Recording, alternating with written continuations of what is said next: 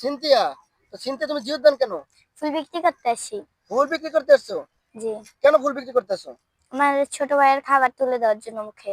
মানে বুঝলাম না, তোমার বাবা মা নাই? বাবা নাই। বাবা নাই? বাবার কি হয়েছে? বাবা চলে গেছে। চলে গেছে? কোথায় গেছে? একটা আন্টির সাথে বাইয়া। মানে কি আন্টির সাথে ভাগিয়ে গেছে তোমাদের রাইখা? হুম। আহা, তোমার মা কি করে? বাসা বাড়িতে কাজ করে। তাই? তোমার মা বাসা বাড়িতে কাজ করে, তাহলে তো তোমার ফুল বিক্রি করা লাগে না।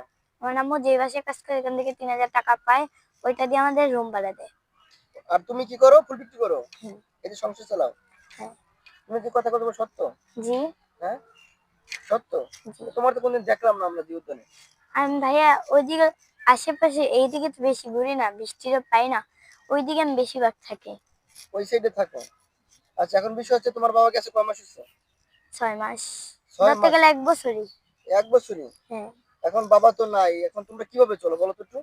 আমার আম্মু যে টাকা পায় ওইটা দিয়েই করি, আর আমি যে টাকা ফুল বিক্রি করে পাই ওইটা দিয়ে আমি আসে বাজার করি। এখন বাবা তো চলে গেছে, এখন কষ্ট লাগে?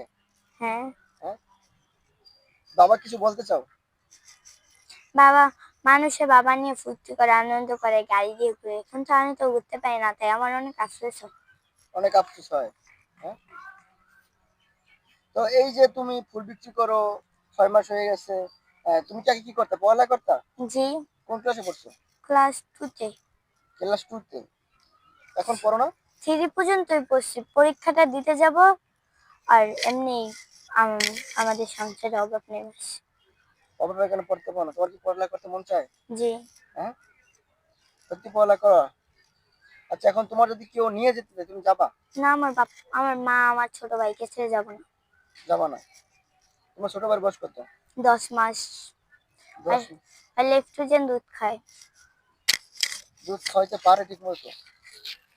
হ্যাঁ, মানে এখন এই যে তোমরা ইনকাম করো, এই ইনকাম দিয়ে কি তোমরা ঠিক মতো খাওয়া দাওয়া চলাফেরা করতে পারো? হ্যাঁ।